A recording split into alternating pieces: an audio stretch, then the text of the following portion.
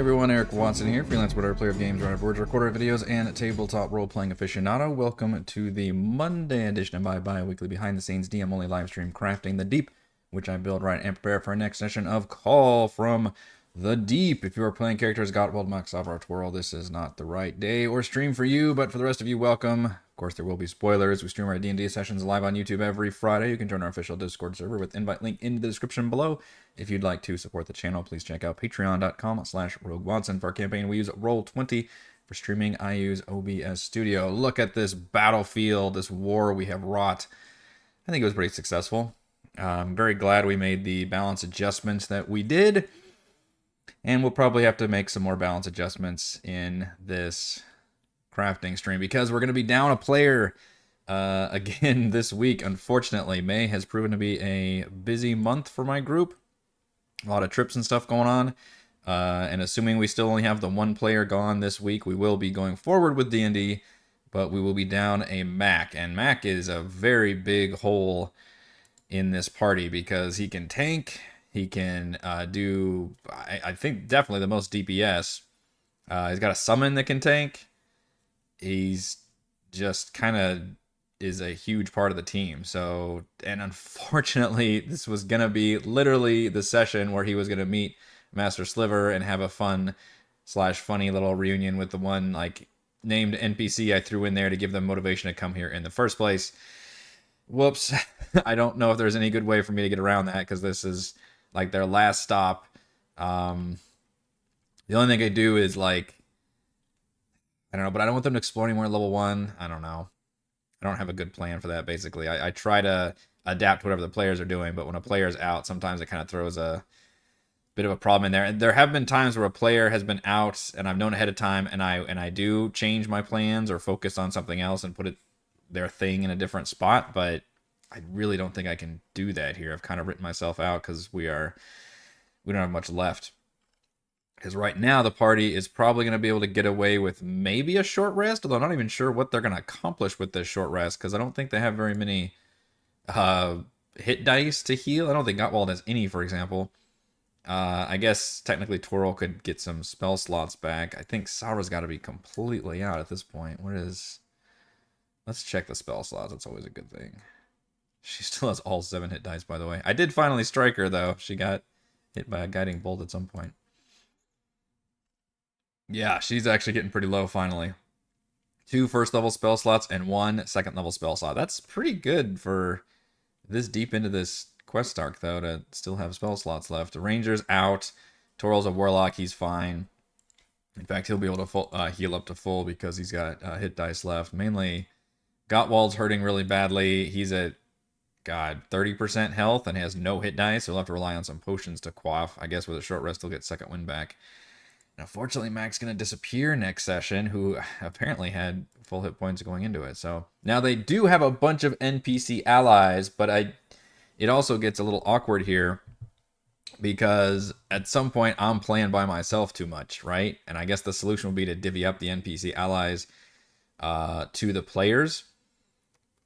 But I also think I can run them if I'm being a little selfish and presumptuous. I think I can run them a lot faster and more hand-wavy-ish if I don't divvy them up to the player. So even though it feels like if I don't do that, it's me playing too much of the game. If we actually get into a real combat encounter with 3 players and 3 DM-controlled NPCs. But on the other hand, I think it would slow things down if they all had to run an NPC, especially this Lizard Queen, who I give a bunch of powerful spells and shit to. So that's kind of why I haven't really gone down that route. Your Rat Princess is in another castle.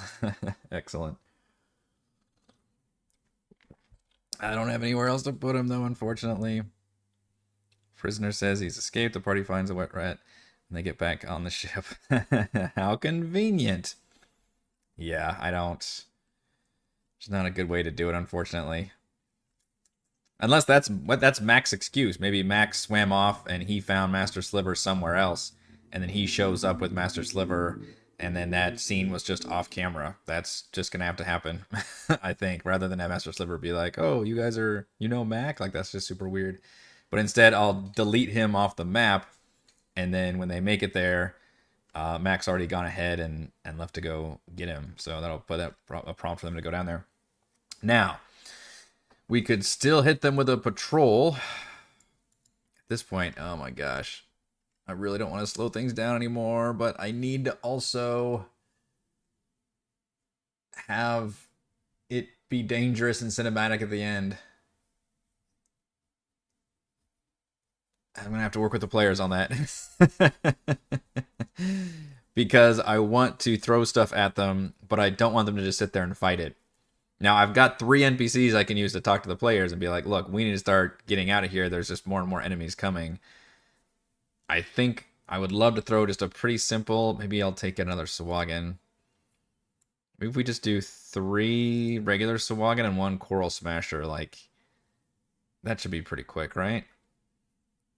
And then one of them, like, maybe one of them is actually searching up and down and points to where the players are like, oh shit, yeah, people are coming after us.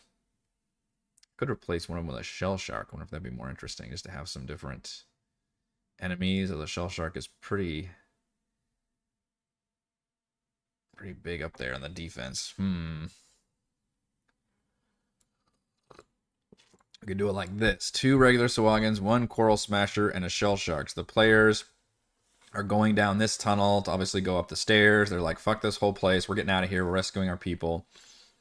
And then I have a patrol that, or maybe they're actually partially hunting down the players, you know, coming down the same way. Maybe they come down this way after them or something. And we got to roll for initiative. Now the party may want to just run. Maybe like Twirl just throws down a Hunger Fadar. And I'm like, okay, I'm going to take y'all out of initiative if y'all want to immediately beat feet and get out of here. Then that would help me create that scenario of like, okay, you are now on the clock, even though we're not literally in turn-based combat mode anymore, as you guys rush up the stairs and get to the next area. So that's what I'm saying. I'm really willing to work with the players depending on what actions they do and encourage them to not necessarily flee. I mean, it is fleeing, but we're fleeing through new parts of the dungeon. So I don't know, regrouping, I guess. I don't. In some ways, the party does not need to fight too many more battles, and I really don't want to have them fight too many because they have an entire another level to go. Now I'm gonna try to fast travel through this level as much as I can. They've got this room here, which will be a formal battle, finally out of the water. So I'm so sorry, Demnex. We're gonna have to hide your beautiful, beautiful. Hopefully, I mean this will be, I think, 2 more sessions, right? I really don't think.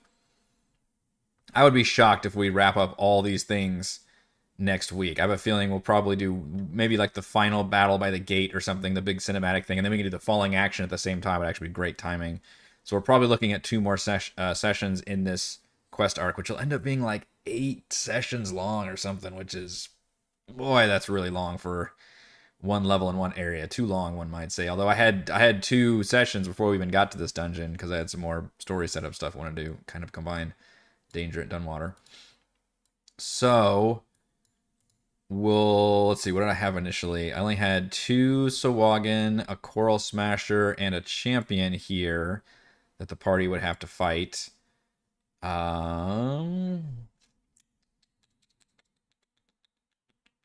Do I want to downgrade things even further because they will be down a mac and cheese? Probably, but they'll also have the Lizard Queen, who I need to add to this map now that I think about it. So that might help balance things a little bit better. Gave her, like, just a bunch of spells. I think I also gave her Cure Wounds. Maybe she'll be able to heal Gottwall. That'd be kind of handy. What do you have? Ignore the actual spell casting things. I just dragged that from the sub-chief. Yeah, Cure Wounds. Command. Lesser Restoration. Hold Person. Healing Spirit. I give her Healing Spirit. That's a really good one for... Technically should be in combat. I think out of combat is kind of broken. Because it can just kind of heal for a solid minute. And it just continuously heals, which is nuts. Also, I give her Revivify, just in case somebody goes down, and she would be able to...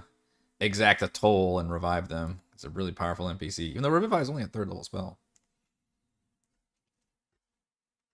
So yeah, she would be able to at least throw some cure wounds down. That would be handy. Um, so based on that, I think we could actually keep this like it is, with one of the Sahuagins like running off, so that it's really only the three they're fighting. Although somebody would have to chase the Sahuagin to prevent them from running north to the barracks. Otherwise, once they do this battle, which is only gonna be over in seconds, they can free everybody and then very quickly have to start hauling ass out of here. And then all the prisoners will be able to say, "Hey, we know this one path that you can take. That there's, literally the path of least resistance. There's no enemies there. We've just excavated it fully. They haven't staffed it full of anybody. We need to take this western path. But there's enemies coming at them." And this is where I want to try to execute a chase sequence. I think I want to do it like not in roll 20. I mean, like literally just move them onto here and then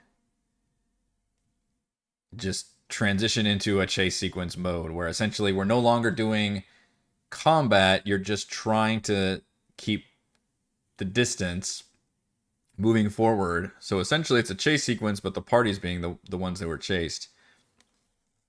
And they have to make it all the way to the north. I guess you could track how long this distance actually is physically and then stop the chase sequence here and then have like complications if they fail the checks or something. I think that would do a really nice breaking up of having all these constant big grueling battles, is be able to just do kind of a skill challenge type event, at least until we get to this kind of finale battle, which the finale battle here will be an objective battle and not a kill everybody battle. The first objective will be to get through this gate, and then the second objective battle, we just to basically make it to this door until the other lizard folk like bash it in and help them, and I don't know, everybody kind of streams out and we come up with some way for them to get out of here. Now I'll have a thing where next session the lizard folk queen will mention that she can tap into her magics to call upon all the lizard folk or something now that she's freed, maybe some kind of bullshit. That's my bullshit answer, and I'm sticking to it. All right, so let's do some measurings. So to make it to this gate, we're looking at, there's 40 feet plus, this is a long hallway, 180 feet, so that's 220 feet so far, plus 40, so that's 260 feet, 260 plus 150 is 410, 450, 470, let's call it 490. Probably not going to go ooh like that. So let's just call that 500 so far. And then 500, ooh, I actually can't scroll to the right very well. Let's zoom out a little bit. A little bit. Scroll out a lot. There we go. So 500 plus another 150 is 650 feet. Plus 50 is 700 feet. So if we start the chase sequence, basically within 20 feet of them leaving this giant chamber and make it to the part where they have to start going south and then west, that's, what did I just say? 600, 700 feet? That's a pretty big chase sequence, right? That's so I'm gonna try to like nail this down and like, okay, how many rounds is that? How does the chase thing go? And hopefully we can make it a little interesting.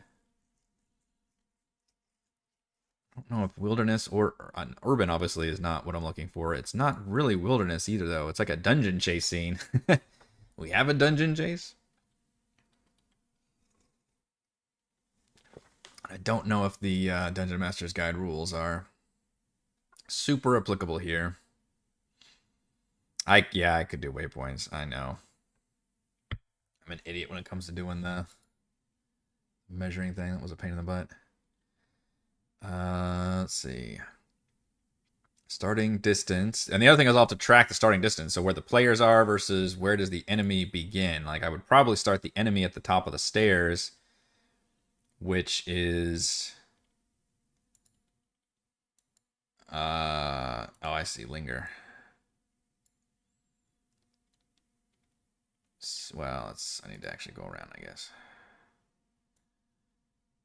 Let's go. I clicked the thing.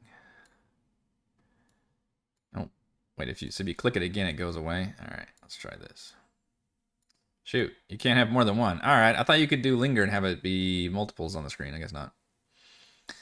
All right, well, that's 50 feet. And then you got another 20 feet. So the enemy would maybe start 60 to 70 feet behind the party. So chase sequence begins after the battle at... I don't even know what room this is. I aren't written on the rooms. I think this is room like 19. It's after the party leave the room, I guess.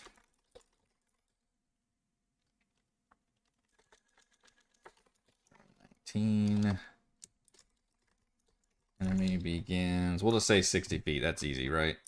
60 feet behind the party. The party. You remember what number I said? It was 500 plus 60. It was 700 feet. I think it was 700 feet. Party needs to travel 700 feet. That's how big this fucking dungeon is. 700 feet along the south and west side of the dungeon to reach the northern gate's entrance.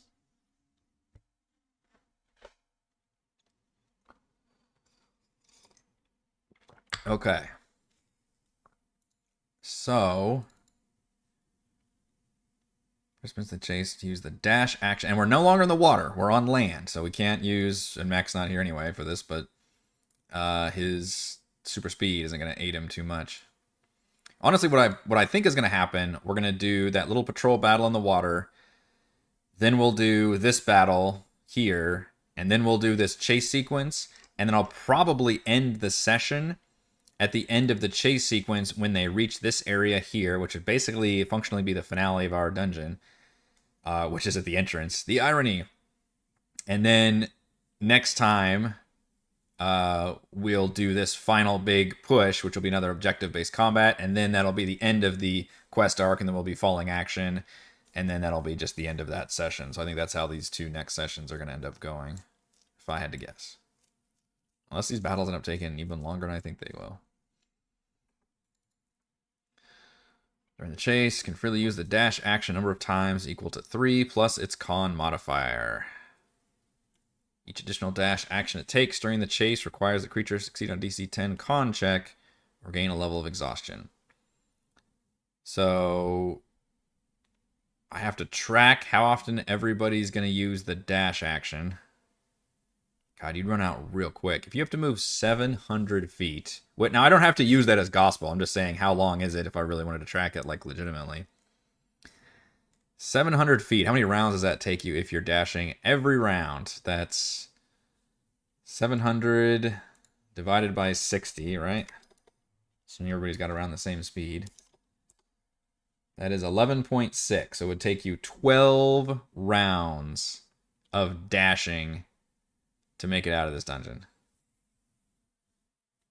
So I'm probably gonna have to fudge the distance there because that's crazy. And I don't think we want to do 12 rounds of chase sequence.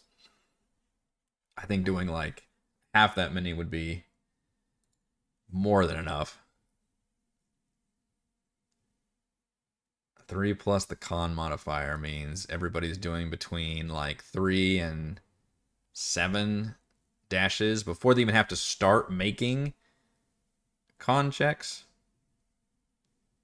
Interesting that it's a check and not a saving throw also. Participant drops out of the chase if exhaustion reaches level 5, and speed becomes 0. Chase can make attacks and cast spells, but any action they're doing that's not going to be a dash would put them behind. What I'd like to do is create a situation where the party feels like, yeah, secret passages. I mean, this is kind of their. It's not a secret passage, but it's still the path of least resistance. I'd like to create a situation where the party feels like they've got the enemy nipping at their heels, and then if they end up slowing down, maybe I should just turn into a skill challenge, because that's kind of what I keep thinking of. A skill challenge where every round, so maybe I still put everybody in initiative order, and we go through initiative, and everybody gets to choose what they want to do, with the default option being just to dash. I really want to keep track of how far everybody is, though. I want to create a chase sequence. It's like exciting and not having to keep up with like, oh, but you're actually 40 feet away from this person, and then this person's 20 feet away from you. That gets a little crazy. I'm trying to think back to like when I did the dinosaur race in Tomb, which was forever ago. I did it in stages where it's like stage 1, everybody make a check, and then this happens. Stage 2, everybody makes the check, and then this happens, which is typical, usually an animal handling check, I think, because they were riding dinosaurs. So in this case, you could just be like, everybody make an athletics. Instead of having to take the dash action, everybody just make athletics checks to run. And if you wanted to come up with a different check to make, like say, well, I want to distract them by throwing my voice around or causing them to fuck up or something. Like, okay, make a intimidation check or charisma check or something. Or I want to scream at them and make them afraid to chase us. I don't know. So there's like there's not a. I'm trying to think of what like out of the box things you could do here. Obviously, like somebody like Mac, who's not gonna be here, could be like, well, I'm just gonna shoot them with my action, which I guess could work. And what I could do is just assume everybody's running the whole time, and maybe we're just having to make con checks or saves.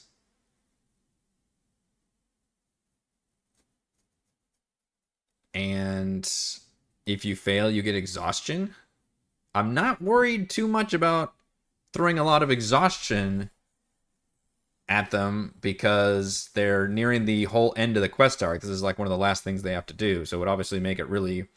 It would just make the rest of the sequence hard and then make that very final scuffle more difficult for sure. But it wouldn't be like a huge disadvantage for a lengthy amount of time. I feel like that would be more interesting than just, oh, everybody takes the dash action every round. Escape factors. The core. Yeah, see, all this kind of assumes that the party is doing the chasing. Right? I feel like all these rules... I guess it doesn't say that. It says quarry, not necessarily the party, but...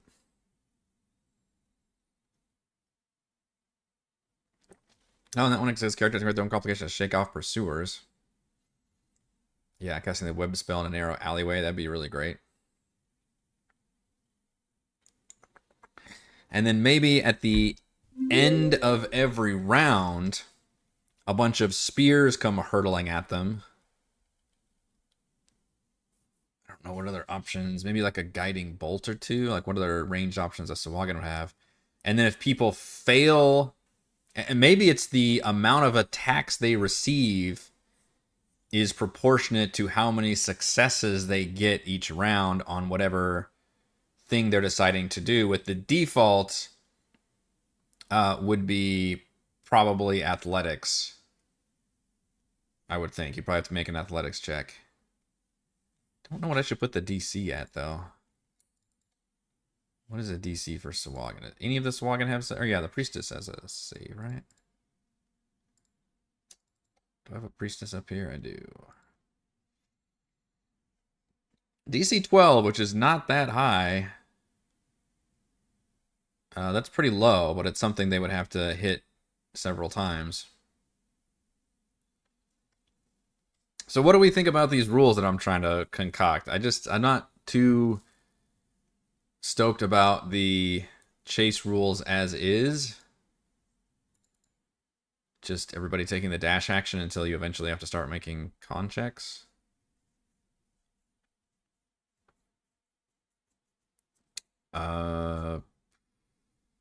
Basically what I'm thinking of is we go in initiative order,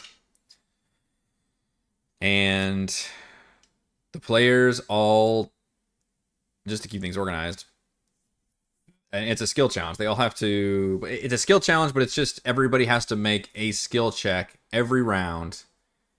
The default, if they don't have any other thing to do, is athletics, because you're just running. But I'm willing to entertain the fact that somebody wants to do something else, I guess. In which case, maybe you could... I feel like if everybody just decides to attack, you'd still have to be a range attack, though. Because the point is to be out of melee. And I think we're constantly... The idea is we're constantly trying to create distance. So even if the party all fails, I still don't want to just like, oh, now you're in melee, now we're doing combat. I don't want to create that situation. But I do want to create complications like, okay, maybe an additional amount of, spears get thrown at you, or maybe these spiritual weapons are following. They can only move 20 feet per round, so probably not. But guiding bolt, I could even throw a guiding bolt at them if somebody sucks it up. Make the skill challenge. I think you said your players don't like those. I actually read that as skill challenge. I think they don't like how I have been too obvious about them in the past, but I also don't know a good way of obfuscating a skill challenge when it doesn't immediately start becoming a skill challenge. I guess because the players usually wait for me, like, when I tell them, okay, we're doing a thing, and they're like, okay, well, what do we need to roll? And I'll be like, well, what do you want to roll? And then they're like, oh, this is a skill challenge. Like, they don't come up with the thing. Usually I have to like kind of tell them like, okay, what do you tell me, and then I'll tell you what the DC is, and then we'll go from there. I think it can work. We haven't done anything in one of those in a long time, even for most of this campaign, and we've done a lot of combat. So I think we can make it work in this case. And I think it's the best way to do a chase sequence that I can think of right now is just put everybody in initiative order. Everybody gets to make whatever action. They're still going to be running with their full... I'm probably just going to increase their base speed to like 60 feet or something. We're going to get real funky with the rules here. And I'm probably going to ignore the fact that they have to actually travel 700 feet because I don't want to do 12 rounds of a fucking skill challenge. But I think we could do at least 5. And the players are hauling ass every turn. They're doing things. And then they'll get to do a thing, an action every turn. And that action could be to just, run faster or whatever. It's like, as long as you succeed on the DC, then we're okay. I guess if they choose to attack, then they're just succeeding against an attack against a Sahuagin, which I would have to pick what AC to use for that, because the base Sahuagins only have like a 12, which, it's like a DC 12, but then it's just weird that like, their best option is just to attack, but I guess not everybody has range attacks either. Yeah, Cal dropped some marbles. Doesn't Mac the one that rolled a bunch of marbles down the stairs at the tower thing?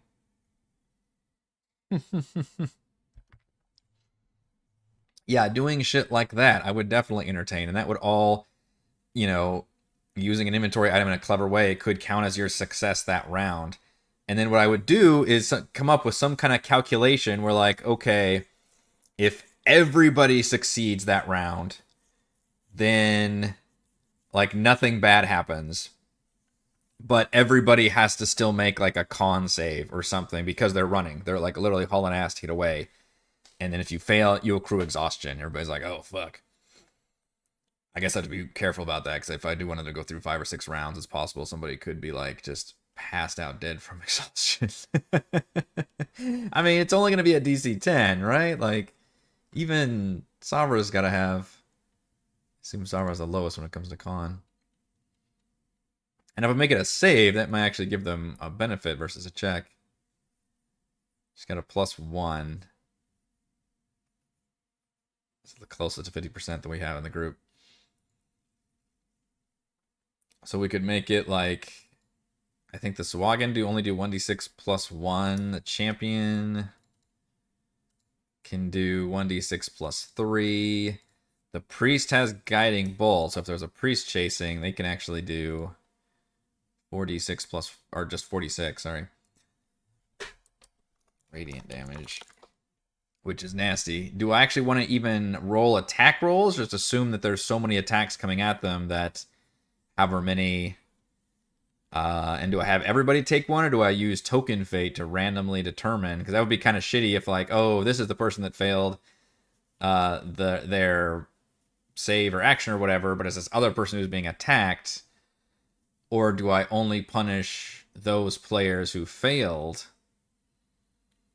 That might be a better way of looking at it. Others are trying to, like, keep ahead. And what I'm not trying to do is make it so, like, some people are lagging behind, basically. That this chase sequence will create the illusion of being chased, but nobody is ever gonna. The enemy's never gonna catch the players using these rules. Instead, they'll just take more and more damage and penalties if they fail their checks, so that they're in worse shape when they reach the final thing. Does that make sense? Who are you trying to convince over here? Well, me. I'm not sure if this is going to work or not. Blade Master have different range attacks? He does not. I think those are the main ones. There's the Priestess, the Sahuagin. I don't think the Coral Smasher is range attack either, and the Champion. So I could just punish them by saying, alright, well, you're going to take a 1d6 +1, 1d6 +1. And then if I ever want to throw the champion in there, it's a 1d6 +3. So maybe just every individual person. But then at the end of each round, I could still do the con check or save. It's interesting that they said a con check at the end of the turn, or gain 1 level of exhaustion.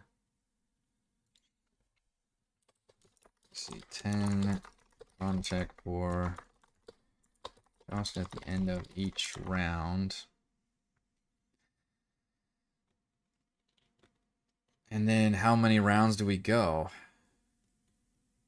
I need to familiarize myself with exhaustion too and how bad that is. One of them like halves your speed, doesn't it?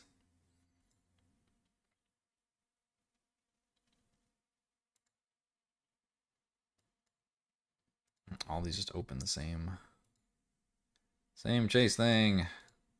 Their hit points aren't great. Gottwald is in real trouble for hit points, Nate. The rest of them are fine once they short rest, but Gottwald's out of hit dice and only like 30% hit points, so he's going to have to use some potions, but the Lizard Queen can also cast Cure Wounds on him. Draw a map. Yeah, thanks.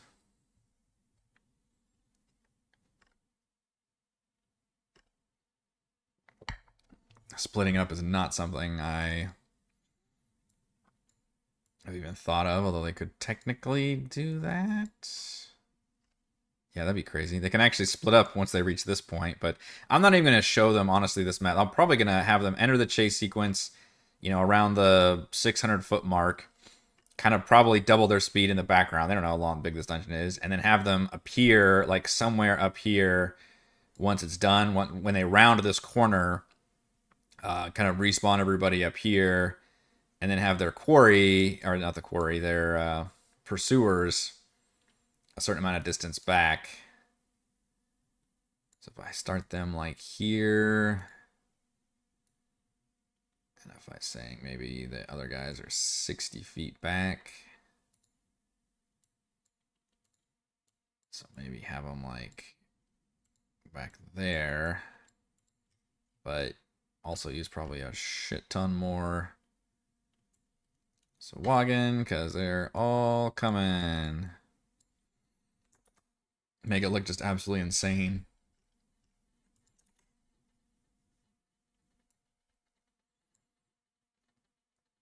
This area will be full of bad guys.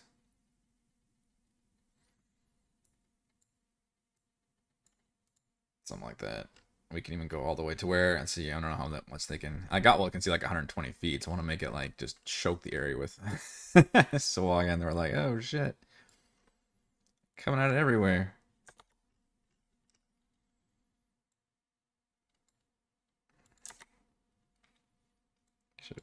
Plenty coming at them.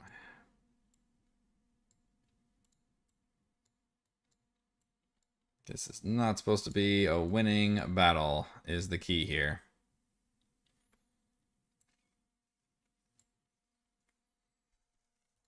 I think that's the best I can come up with.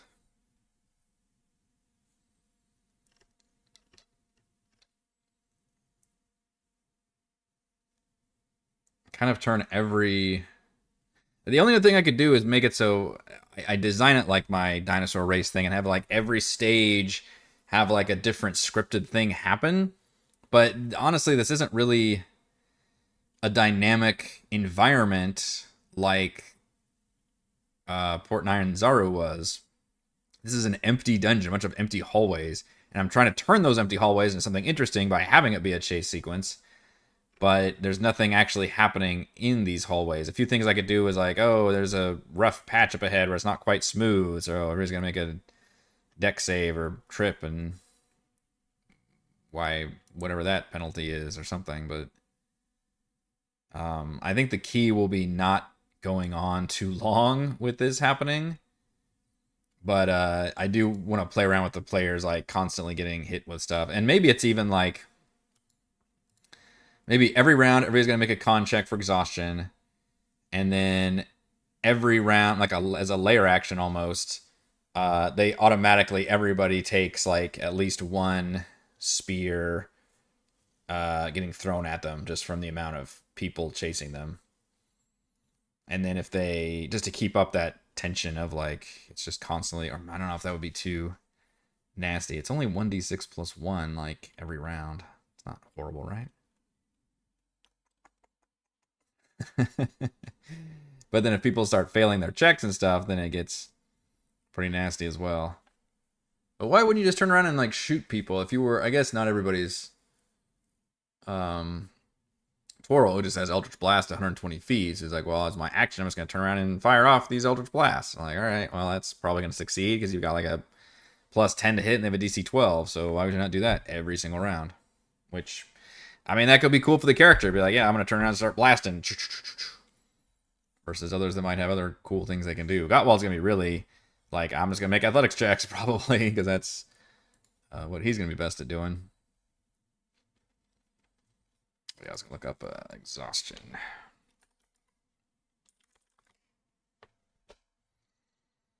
Exhaustion. Remind me again how bad it is. Those are conditions. That's everything but it. There we go. Yeah, the second levels, your speed is halved. Like, that would be pretty bad for a chase sequence. Disadvantage on ability checks would make everything worse.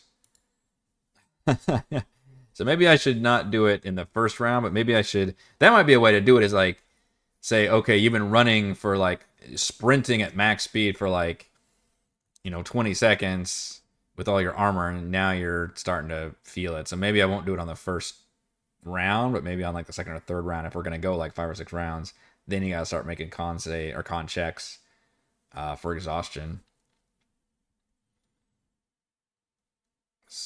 Disadvantage ability checks and speed halved would both make a chase sequence pretty difficult. Hit point max halved is real fucking bad at 4.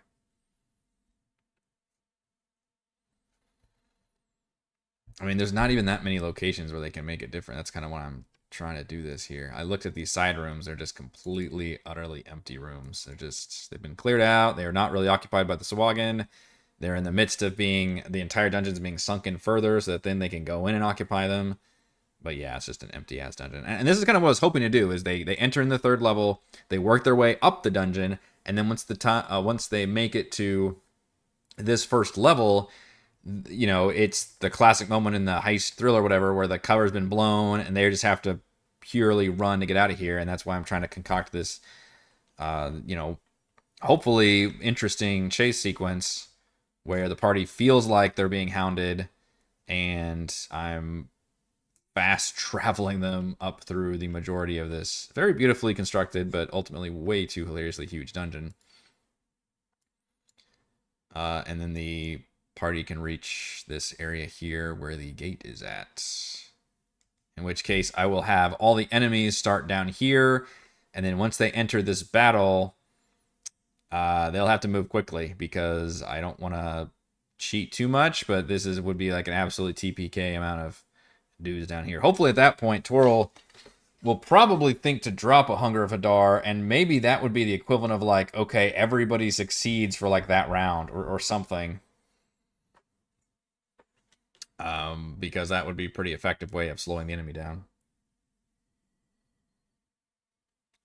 It creates difficult terrain, and it is a void of slurping tentacles. So maybe at the end of each round, starting at the end of round 3. Let's see. Chase sequence. So I don't even know if skill challenge is the right terminology for what I'm trying to do here, because a skill challenge is like you need a certain amount of successes before you have a certain amount of failures, and then you have some kind of partial success at the end or something. And that's actually not what is happening here. Instead, this is a pure like timed-based scenario where you are just having to survive for X number of rounds, and then assuming you make it X number of rounds, then you've completed this part of the scenario. I have to sneeze again.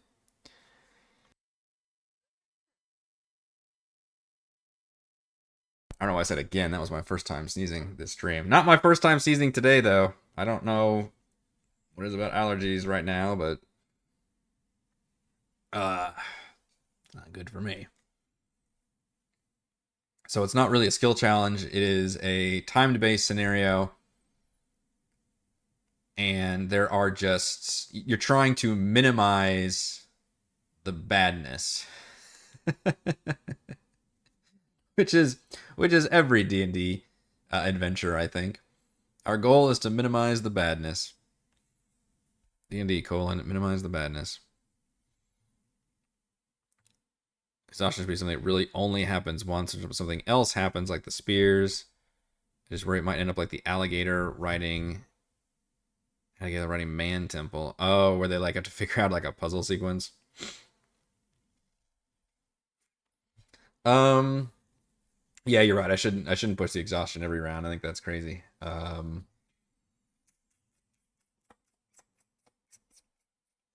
only bad thing about doing the whole like I'm gonna put everybody in initiative and now you got to tell me what you want to do is some players just kind of shrug and they're like, you know, it's like they just want the group to move them forward and not be the ones to have individually move forward. But at least in this case, I can be like, if like you're being chased, so like your default, if you don't want to do anything else, is just make an athletics check. But if somebody does have something else they want, and there's no penalty for that, assuming you make your DC, but otherwise, players could come up with something else if they want to do, because otherwise it would just be a series of athletics checks, which is probably closer to what we're doing, is a series of like a specific check people have to make over time. But I'm being a little more flexible and saying, well, if somebody else wants to say, hey, instead of just running really quickly, can I do X or Y, then I would say yes, probably. I'm thinking 5 round minimum. It's a long way to go. We already calculated it would actually take them 12 rounds if they dashed every turn, which means they're not doing their action for anything else. So if they were just moving 30 feet at a time, which they wouldn't be, they're moving 60 feet. So we're already kind of distorting the time and length here quite a bit, but I think, well, maybe we're combining it. Maybe we're saying, well, you're dashing and then you're doing another action because that's just cool and cinematic. So hence it's going to take us 6 rounds instead of 5 rounds. It'll take us half the time because we're condensing all that. 6 rounds is still quite a bit of ways to go, and I may fudge that if we end up getting sick of things, because the party would probably, I mean, we should just go with 5 rounds. 5 rounds is probably enough. All right, let's go chase sequence.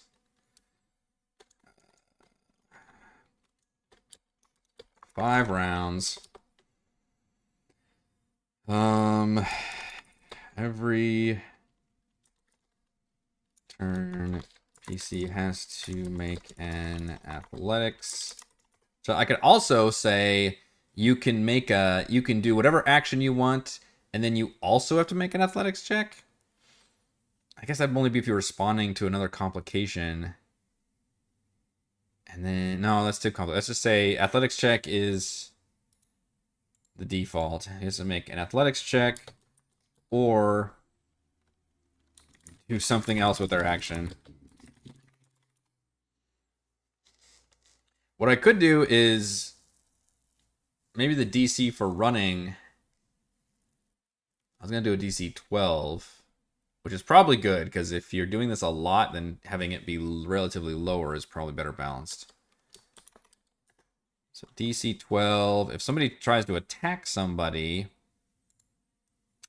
AC gets tricky because all the Sahuagin have different ACs. The regulars and the priestesses have 12. The Coral Smashers have 14, and the champion has 16. The actual Blade Master is 20. So we could, I don't know how to like average out an AC of, I guess the average would be like a 14 or 15. So it might be a little harder to just attack people and do damage. I don't know, I haven't decided on that one yet. So DC 12. If they succeed, nothing happens. If they fail, PC takes 1d6 plus 1. Basically just gets a spear hucked at him.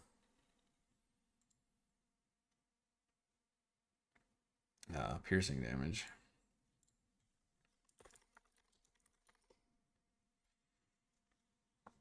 It's only an average of 4 damage. It's not a lot of damage, but it might add up.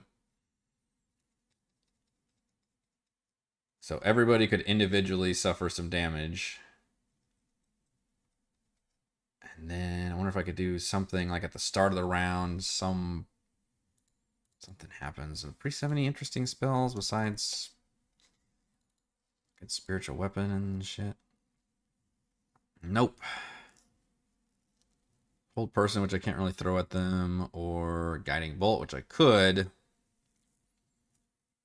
But it's way more damage. 46 radiant damage. I could always divide it up by round, I guess. It starts off not as bad, and then by the end they're taking all kinds of damage.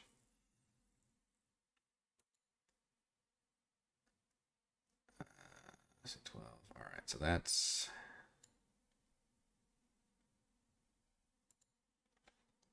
So that's that one. So round 1. Round 2. Maybe at the start of round 3, they all start taking damage from spears being thrown at them. Is that too shitty? The spears have only a range of 60 feet, though. And if I'm keeping them, I guess I'm keeping them about 60 feet. But basically, I'm saying the players aren't actually ever going to gain distance using this method. They're just trying to stay far enough ahead to not be hit by things. They're also not really gaining much distance any of these rounds, where they're kind of locked in at generally the same distance between them. I think the spears only have a 60-foot range, and that's at disadvantage. But the Sahuagin do have Blood Frenzy. Yeah, 60-foot range for spears.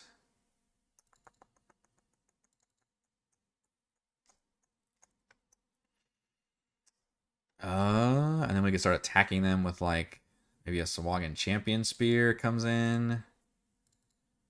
And then possibly even throw Guiding Bolt. Let's see. Start of the round.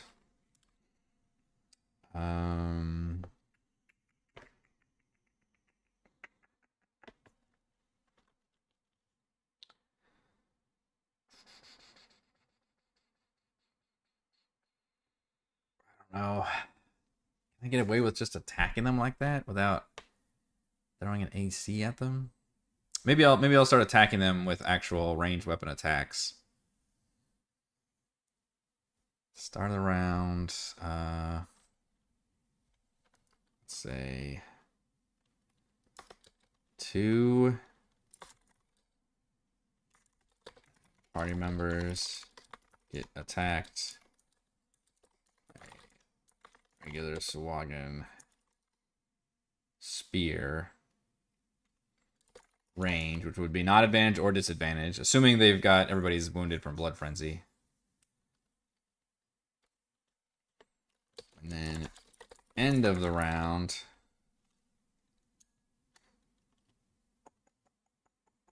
Round 3, so they could potentially have 3 rounds of exhaustion. That'd be pretty bad if they failed all 3 of them, but not horrifying. Right? We determine exhaustion is bad, but could be manageable. Disadvantage on attack rolls and saving throws, disadvantage on ability checks, and the speed halved. It's all kind of bad. Around everyone. Let's make a DC 10. Con check. Or suffer a level of exhaustion. And then round 4 and 5, maybe the same thing happens, but... And I could include the NPCs with this. That could help shrug off some of their attacks. Although you could also just handwave the fact they're already taking hits. Now the party would probably rather see it live happen that way. Let's see. 3 random party members get attacked. And round 5.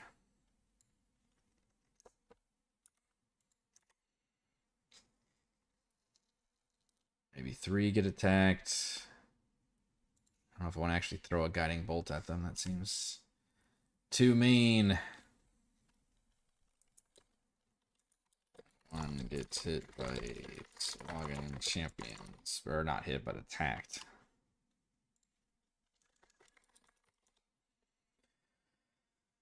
Okay. So round 1 and 2 is just everybody making checks. And if they fail their checks, they get hit by 1d6 plus 1 piercing damage. I'm not even saying they get attacked. They just straight up get hit. So it's almost a trap at that point.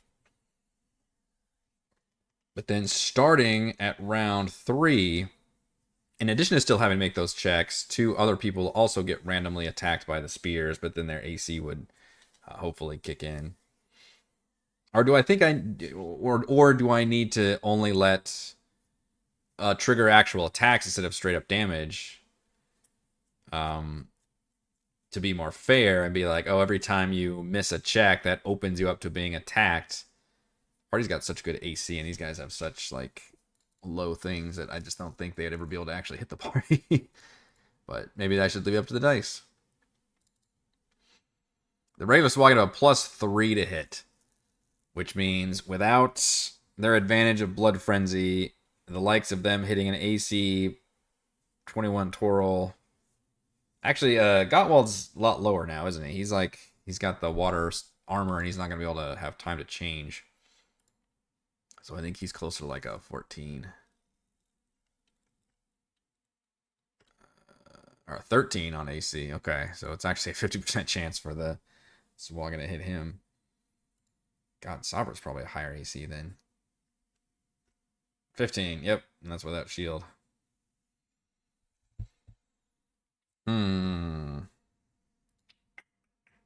So that's one thing I could change, is say instead of taking the damage, you just trigger an attack of a spear coming at you.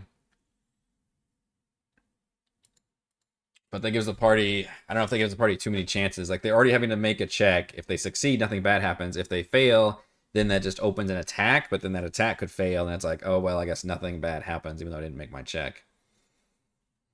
So I feel like it's the check that would trigger the damage, versus the one that's at the start of the rounds, that's starting at round 3. Those are going to be just extra volleys of spears coming at the party.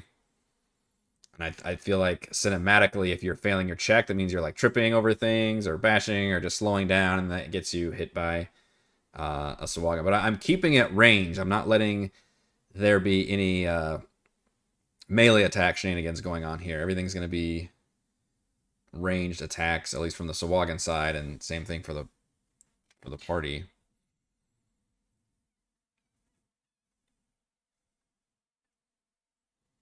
So I don't think I'll use the 46 radiant damage here. And I think 5 rounds is going to be plenty. I think that'll go enough. I guess we could always talk about having the NPCs actually have to make these checks as well. If I want to track all their hit points and stuff going on, or just do it kind of in the background, is what I'll probably do, and hand wave it and just let it go a little bit faster and say, like, yeah, every once in a while they have to take an extra hit or something, and maybe they come out all, I don't know, like 60 to 70% hit points. I'll have to see what the party ends up being at too. The zombies would have like disadvantage, I feel like, during this sequence, because they're straight up not as fast as the rest of the party. Like, they would literally be overtaken by the Sahuagin at some point. So I would probably rule that they have disadvantage on all their things. And then even then, once we get to like round 3 or 4, like, yeah, I'm trying to create this situation where then nobody's going to catch up to anybody. But that also assumed everybody had the same speed.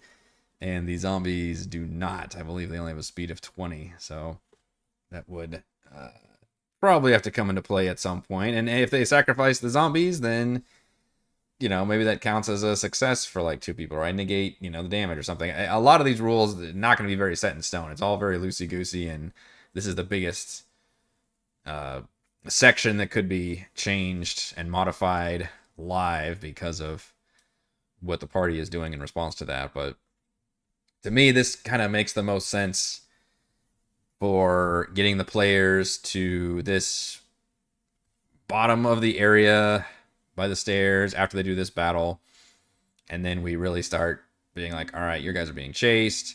There's not going to be any time to short rest after this fight. You're just going to have to run with whatever you got, make it through this chase sequence, and again, not be able to even short rest as you make it up to this final area, which I did really nuke the amount of enemies up here. There's a bunch of normal ass Sahuagin. There's a gate here, so that'll take the party a hot second to bash through the gate, which I assume Gottwald to be able to do. There's a few Gottwald the party will have to destroy, but their goal is just to try, and I'm going to try to time it where they make it to the door. Maybe there's like a lever or a beam or some bar or something they can do a thing, and then, or if they really can't, they're in bad shape, I'll have those at focus break it down.